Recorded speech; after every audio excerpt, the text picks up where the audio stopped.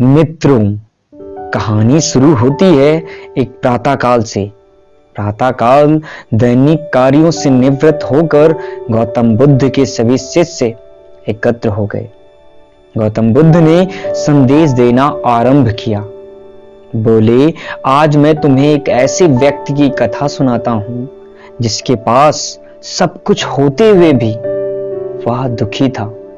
गौतम बुद्ध ने कहना आरंभ किया। किसी नगर में एक सेठ रहता था। उसके पास लाखों की संपत्ति थी, बहुत बड़ी हवेली थी, नौकर चाकर थे। फिर भी सेठ के मन को शांति नहीं थी।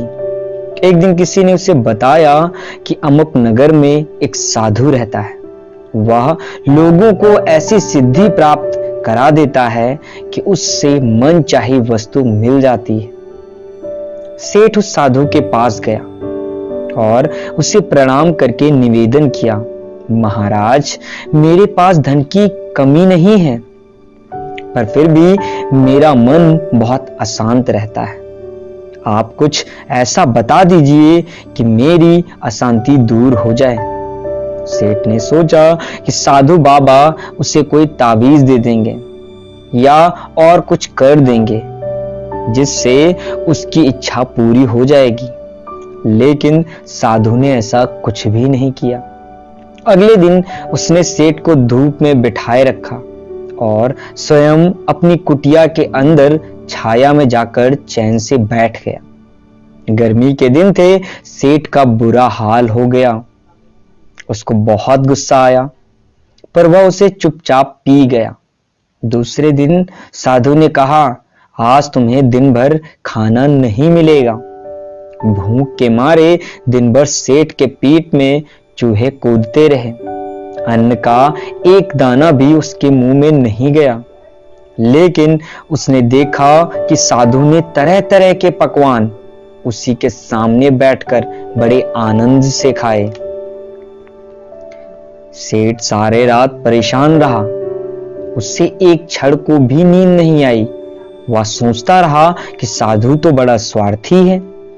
तीसरे दिन सवेरे ही उठकर उसने अपना बिस्तर बांधा और चलने को तैयार हो गया। तभी साधु बाबा उसके सामने आकर खड़े हो गए और बोले, सेठ, क्या हुआ? सेठ ने कहा, मैं यहां बड़ी आशा लेकर आपके पास आया था, लेकिन मुझे यहां कुछ नहीं मिला। उल्टे ऐसी मुसीबतें उठानी पड़ी जो मैंने जीवन में कभी नहीं उठाई। मैं जा रहा हूं। साधु हंसकर बोला, मैंने तुम्हें इतना कुछ दिया, पर तूने कुछ भी नहीं लिया। सेठ ने आश्चर्य भाव से साधु की ओर देखा और बोला, आपने तो मुझे कुछ भी नहीं दिया। साधु ने कहा, सेठ, पहले दिन जब मैंने तुम्हें धूप में बिठाया और स्वयं छाया में बैठा रहा, तब मैंने तुम्हें बताया कि मेरी छाया तेरे काम नहीं आ सकती। जब मेरी बात तेरी समझ में नहीं आई तो दूसरे दिन मैंने तुम्हें भूखा रखा और स्वयं खूब अच्छी तरह खाना खाया। उससे मैंने तुम्हें समझाया कि मेरे खा लेने से तेरा पेट नहीं भर सकता। सेठ, याद रख, मेरी साधना से तुझे सिद्धि नहीं मिलेगी। धन तूने खुद के पुरुषार्थ से कमाया है और शांति भी तुझे अपने ही पुरुषार्थ से मिलेगी। सेठ की आंखें खुल गई।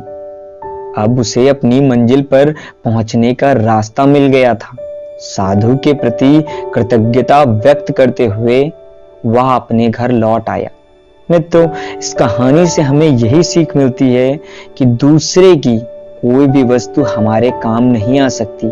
उसे अगर काम में लाना है तो उसे हमें स्वयं ही अर्जित करना पड़ेगा।